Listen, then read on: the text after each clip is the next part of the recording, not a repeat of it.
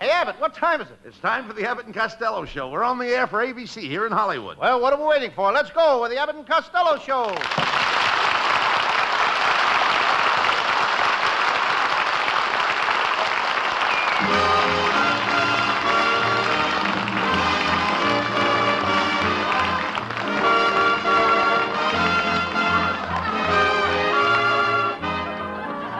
Yes, it's the Abbott and Costello Show, produced and transcribed in Hollywood for your listening pleasure with Susan Miller and Matty Malnick's orchestra. So hold on to your chairs, folks, for here they are, Bud Abbott and Lou Costello.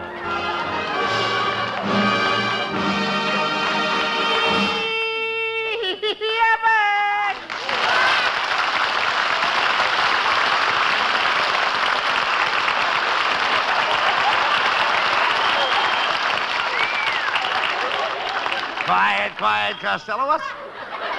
Hey, Costello, what's the idea of coming in here with all those old clothes and sneakers on? I just got through playing tennis.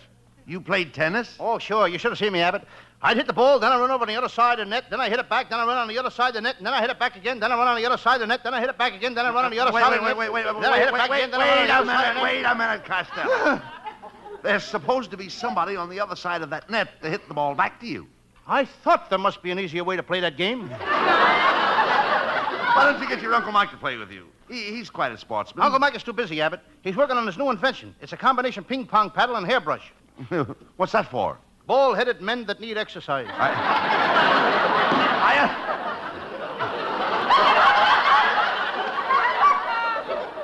Hey, Lou, I understand that your Uncle Mike was arrested for drunken driving. Yes, the judge sentenced him to 30 days in solitary confinement on bread and water. But my Aunt May pleaded with the judge. She says, please, Your Honor, let Mike come back home and stay with Mother and me. What happened? Uncle Mike told Aunt May to shut up. He claimed the judge gave him a better deal. Costello, your Uncle Mike will never amount to anything. He never had a good job in his life. Oh, no? Well, Uncle Mike used to work for the Sultan of Turkey. He had the best job in the harem. He used to sit by the swimming pool all day. He'd get so warm that 7 gorgeous harem girls in thin veils had to fan him. What made him so warm? The 7 girls in the thin veils. Take him out of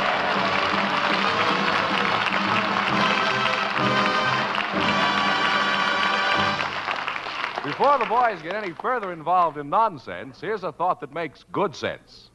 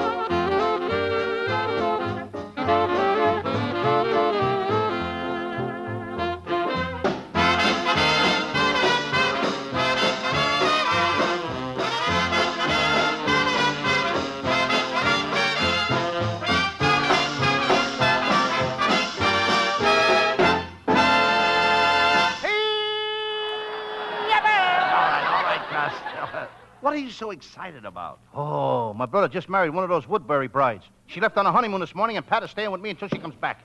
He married one of those Woodbury brides? Yep. And he didn't even go with her on her honeymoon? Nope. He couldn't, Abbott. After she got all that soap in the car, there was no room for him. Talk sense. I understand that you went to Tijuana, Mexico over the weekend, Lou. Yes, Abbott. I love that Mexican food. I had tamales, enchiladas, chili con carne, and then there was another terrific Mexican dish. Well, tell me about it. There's nothing to tell. Her parents were very strict. Aha! Mexican senorita, eh? I say, did you kiss her? I couldn't, Abbott. That's against my mother's wishes. What do you mean? She made me promise never to kiss a girl until I was 21. Well, how old are you now? My mother won't tell me. Now, what's wrong with that, kid? You idiot. The next time you meet a beautiful Mexican girl and you want to make a hit with her, buy her a nice present, Lou. Buy her a nice present? Sure. I did that too, Abbott. I bought her a bottle of very exotic perfume. It has a terrific effect on women. What's the name of this perfume? It's called Gorgeous George No. 5. Gorgeous George No. 5. 2 drops and you sit all night and wrestle with your conscience. Costello, why don't you stop chasing girls and getting married? I nearly got married last week. I saw an ad in the paper that said, gorgeous redhead offers her hand in marriage for $10,000. I went over to see her. Did you close the deal? No, I didn't mind giving her $10,000 for her hand, but she wanted $30,000 for the rest of her. You idiot. They gave the writer $5 for a better joke. You're just an idiot. Paying for a wife. We got to start paying these guys. Never mind that. They're all You'll right. find out Don't you worry get better about results them. when you give them money. Keep your mind on your script and keep quiet. I got my wife for nothing. I seen your wife. You were gypped. I resent that. You certainly do resemble it. I resemble. Listen, I'll never forget the day I met her. It was at the beach and I was drowning. She dragged me out of the water. She gave me artificial respiration. And while she was rolling me back and forth, she asked me to marry her. And I accepted. She had you over a barrel. I love my wife, Costello. She used to be a chorus girl. You see these beautiful garters? Yeah. They were my wife's. Yeah, she wore them in every show she was in. They were very close to her heart. Wore 'em kind of high, didn't she?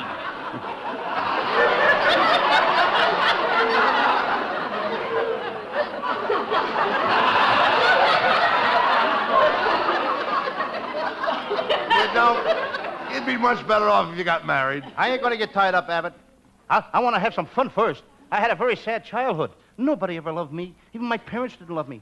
They was always dropping me all the time. All the time, my parents were dropping me. Well, that can't be helped, Costello. Lots of parents accidentally drop their children. Off the Pasadena Bridge? Well, maybe you're right, Costello. Women are a wonderful thing. I wonder what men would do without women. Abbott, I hope I never find out.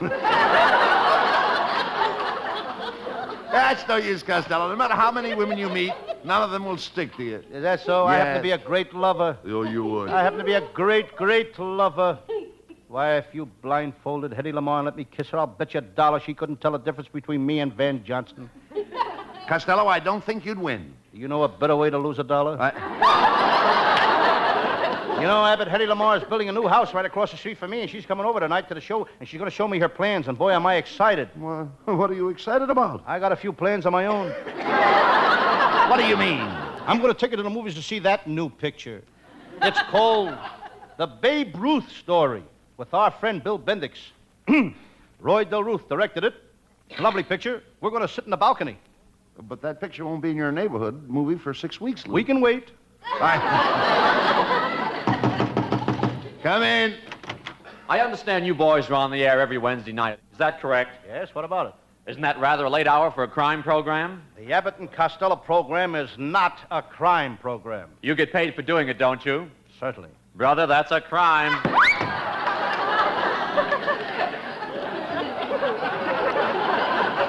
That's Abbott's nephew, folks.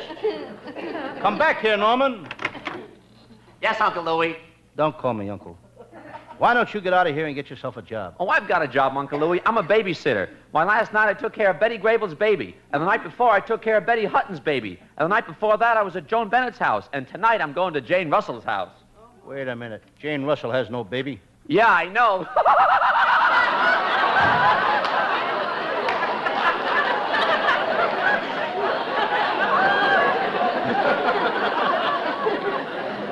There you are. Now, you leave Norman alone, Costello. He's a very clever boy. And for that kind of stuff, I let him sit at the table with us. He's a very clever kid, though, Lou. He's teaching his pet canary and parrot a lot of tricks. You'd be surprised the tricks that birds can do. Yes, look at the one the stork pulled on his mother. Oh, Norman is all right. He's a little irritable. It's his Latin temper. He comes from an Italian strain, you know. That guy would be a strain on any Italian. You should talk about my nephew. Your whole family are a bunch of stupid morons. That's enough of that, I Alex. said it. That. No feud now. No feud. No feud. My Aunt Alma is 68 years old and my Aunt Eve is 70. And they each got one of those new French bathing suits, and they went out on the beach and they got results. What do you mean? Well, Aunt Alma, she got a husband. Where did Aunt Eva get? Where did she get? No, what did she get? That's better. She got double pneumonia. I couldn't answer you the other way. That's the way it reads. I don't know. I'm on page 14. Where are you? I'm on the same page. Maybe the smart ones both on the same page together. Ain't they? Can't fool us. Oh, I'm starting to talk like Uncle Norman now. Hey, by the way, how's Uncle Mike and Aunt May getting along today? Fine. They're whipping up a musical act for television. Aunt May taps Uncle Mike on the head with a hammer and plays it like a xylophone. Aunt May taps Uncle Mike. Wait a minute. Let's get this straight. Aunt May taps Uncle Mike on the head with a hammer like a xylophone? What does it sound like? I don't know. She always knocks him unconscious with the first tap. Oh, your Uncle Mike is an idiot just like you, anyway. How dare you talk that way about an old man like Uncle Mike? Oh, he's not so old. Yes, he is. His bones are starting to snap, crackle, and pop. After breakfast this morning, he couldn't tell whether it was the Rice Krispies acting up or him settling down.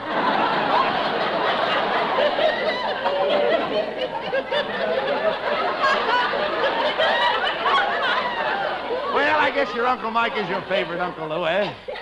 Huh? I guess your Uncle Mike is your favorite uncle. Ah, yes, he sure is.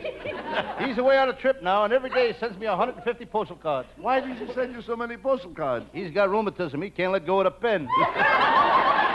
Last week was my birthday, and Uncle Mike gave me a suit of pajamas. I was disappointed. I wanted a convertible coupe. Costello, there's quite a difference between a pair of pajamas and a convertible coupe. You're telling me. With pajamas, I can't go as many places with the top down.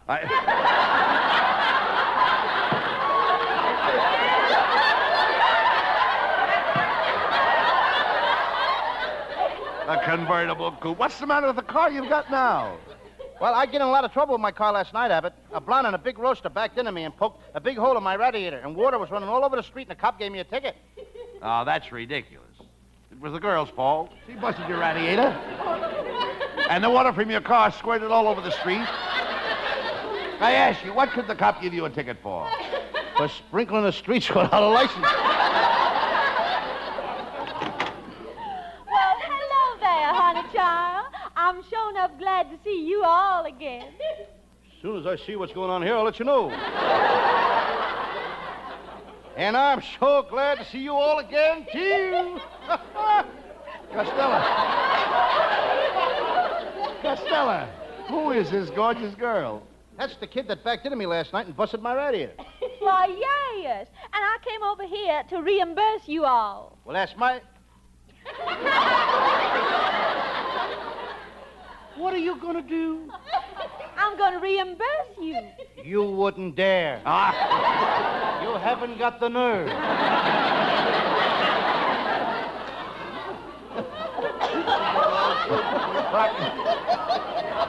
Don't be silly, Costello. The girl wants to reimburse you. She wants to compensate you for your negligence. She wants to compensate what for whose? She wants to compensate you for her negligence. For what? My negligence. Didn't you notice my negligence when I was driving my car? You ought to be ashamed of yourself riding around in an open car with nothing on but a negligence. I was not. I was wearing my sunsuit. It's made out of a red bandana. Made out of what? You got a sunsuit made out of a red bandana? Uh-huh. Would you wear it to my birthday party at my house Saturday? What for? We're gonna play Drop the Handkerchief.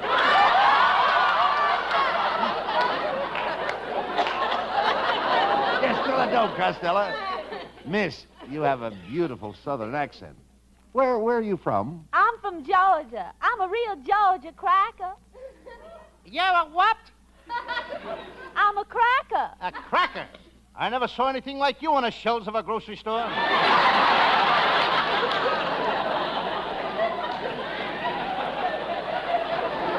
Costello, this is the most beautiful girl you've ever met. Now, why don't you ask her to marry you? Then you can settle down and raise a family. A family? Certainly. Haven't you ever heard of the birds and bees? Yes. Which one is she? Miss Costello, if you all come down south, you be sure and visit me now. My daddy is just crazy about boys. He always wanted a boy. In fact, when I was born, he was so sure I was going to be a boy that he registered me as a boy on my birth certificate. He did? Yes. Can you imagine me as a boy? I bet you'd sure drive him nuts at the YMCA.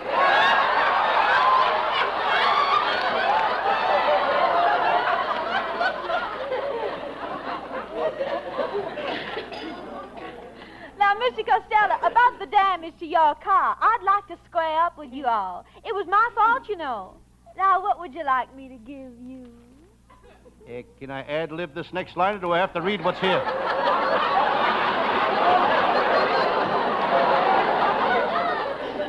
Mr. Costello, I haven't got any money, but if you let me, I'll pay you with a kiss. That would be nice. It's a deal. I'll give you a kiss that'll send 1,000 volts of electricity through your body. Come here. Well, Costello, are you all right? I feel pretty good, but do me a favor, will you, Abbott? What? Check my wiring and test my batteries. I think I just blew a fuse.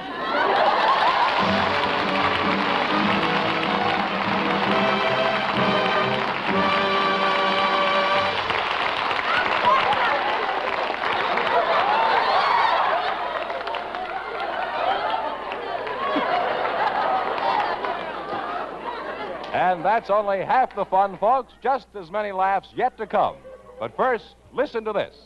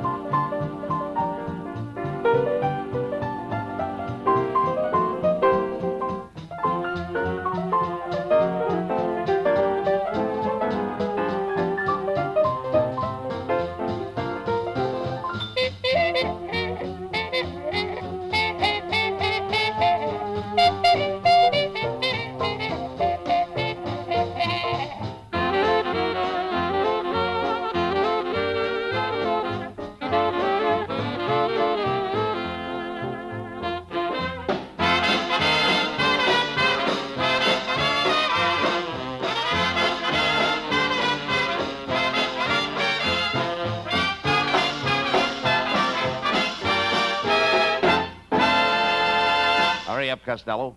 We're on in just a second. That's right, Abbott, but here's a swell place to show off Susan Miller. Let's get her to sing a song. Okay, Costello.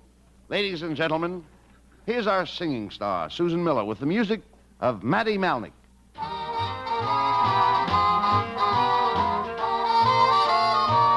Poor butterfly, 'neath the blossoms waiting. Poor butterfly, for she loved him so. The moments pass into hours, the hours pass into years, and as she smiles through a tear, she murmurs low, the moon and I know that he'll be faithful. I'm sure he'll come to me by and by. But if he don't come back, then I'll never sigh or cry. I just must die. Poor butterfly.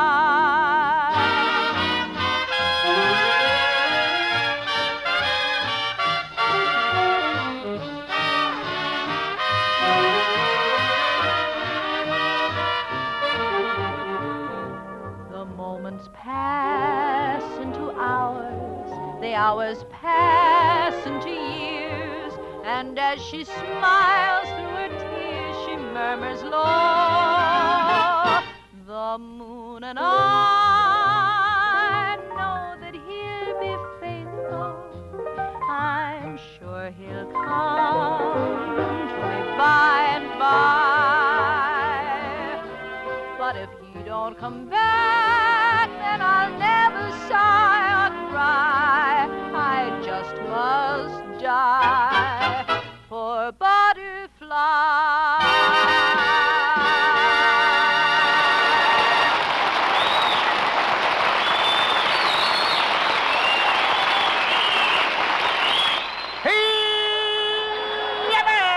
All right, Costello. What are you so excited about? Listen to this. Dear Lou Costello, I have been listening to you on the radio, and I'd love to have you in my cabinet. Signed, Dewey.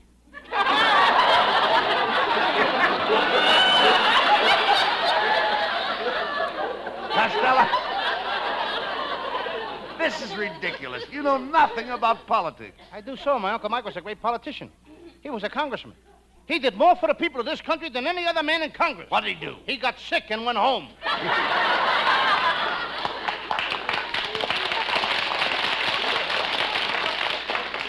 Last time Uncle Mike ran for office, the election was fixed. The election, I tell you, was fixed.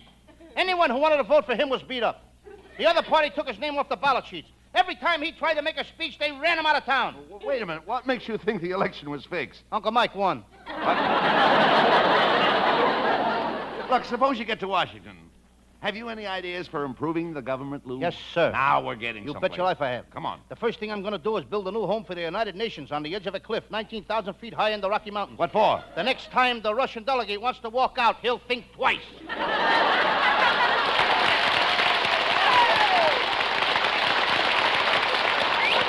Costello, if you're going to be in Dewey's cabinet, you'll have to have your hand on the public pulse. Now, I'll tell you what we'll do. Let's step into this cafe and talk to an average Los Angeles citizen and find out what he thinks about. Come on. Okay. I'll talk to this guy at the free lunch counter. All right, go ahead. Hey, mister, I'm sorry. I got no time to talk to you. I'm in a hurry. I got to finish these 5 bowls of soup, then I got to eat these cheese sandwiches, then I got to finish this big salad, and I got to eat all the frankfurters, then I got to rush home. Why do you have to rush home? I don't want to be late for supper. Let me talk to this man, Costello. My friend Costello is a politician, and he's interviewing the average citizen. Now, would you mind answering a few questions? Not at all. I work in a factory, I make a nice salary, and I pay my taxes. Now, where do you live? In a converted streetcar. I've got 5 kids, they got no shoes. My wife wears an old bed sheet for a dress. We sleep on a pile of old newspapers. Now, can I ask you a question? Why, certainly. What are the poor people doing?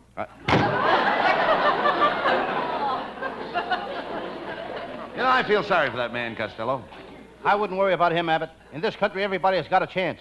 Remember how they laughed at Edison when he invented the cotton gin?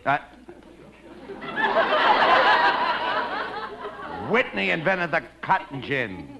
No wonder they laughed at Edison. Costello, it's no joke to be poor. You're telling me. When I was a kid, we were so poor, my mother had to take in washing. She took in so much washing, she had to send my clothes to the laundry. All I had to eat was liverwurst sandwiches. On Monday, I'd go to school, open my lunchbox. What did I find? Liverwurst sandwiches. Then I got a job, and at noon, I'd open my lunch pail. There they were, liverwurst sandwiches. To this day, every time I unwrap my lunch, I always find liverwurst sandwiches. Well, now, wait a minute. Don't get excited. If you don't like liverwurst sandwiches, tell your mother not to make liverwurst sandwiches. My mother? I make them myself.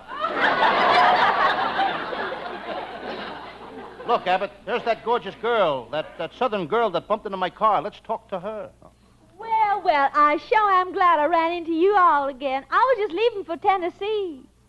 For Tennessee? Uh-huh. Chattanooga.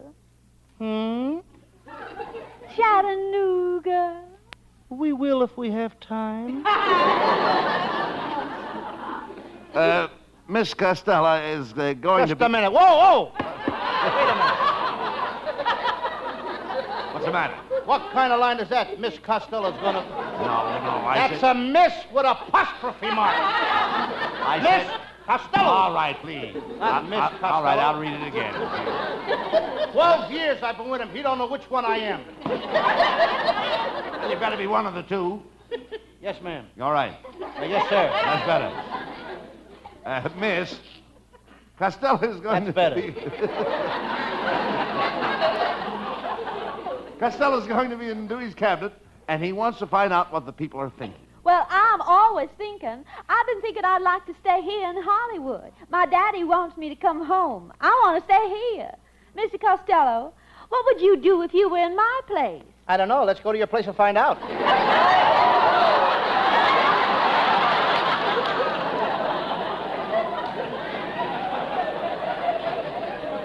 Oh, you're so cute and so cunning. How would poor little you like to live here right now with poor little old me and go to my poor little place and sit on my poor little sofa and you can make love to poor little old me? Just a minute till I talk to my partner. What do you want, Costello? Poor little old Abbott. Poor little old me is going to leave now with this poor little old girl, and you can take this poor little old script and finish this poor little old show by your poor little old self. Costello, you idiot. Enough of this nonsense. We're going to Washington to see Dewey.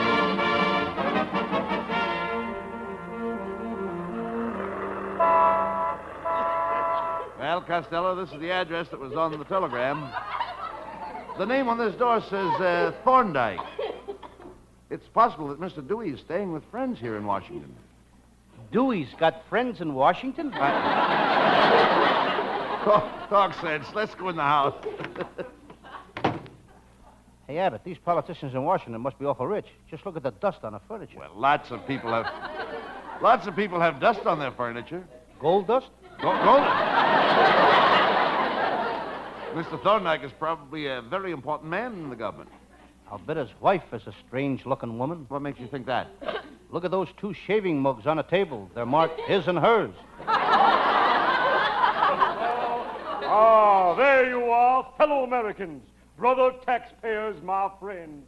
Will you 2 voters just be seated till I finish talking to my wife on the phone? Well, thank you. Yes, dear. You went department store shopping this afternoon?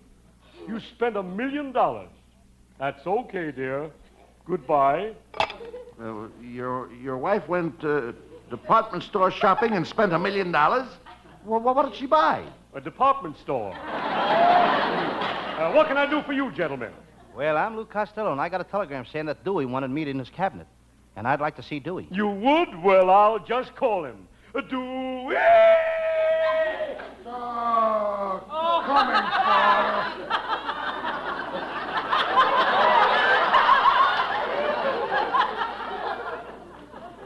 That's Dewey. Yep, my son, Dewey. Well, just a second. Costello got a wire stating that Dewey wanted to put him in his cabinet. That's correct, sir. You see, Dewey's got a cabinet just full of freaks. He's got a 2-headed cat, a 6-legged horse, and he needs Costello to complete his collection. That's enough, brother. Get me out of here now. Come on, Abbott.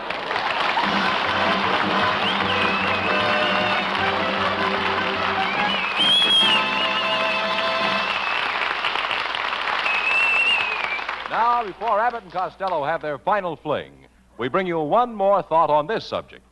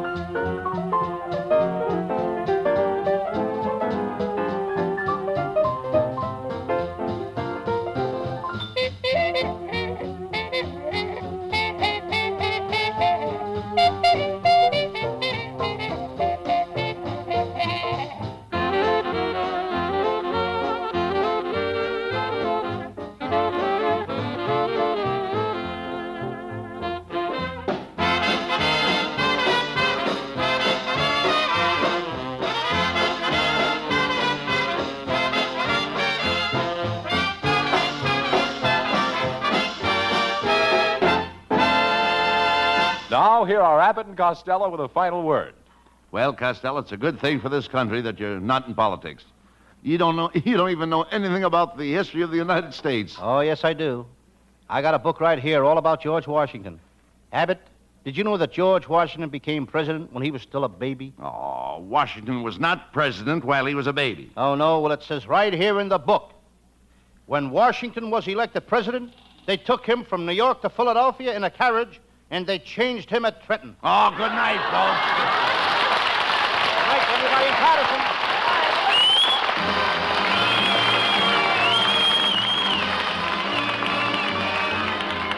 Listen each Wednesday night at this time for another great Abbott and Costello show, produced and transcribed in Hollywood by Charles Vanda, and featuring Susan Miller and Matty Malnick and his orchestra. So goodbye until this same time next Wednesday. Be sure to stay tuned for the outstanding entertainment which follows throughout the evening on this ABC station.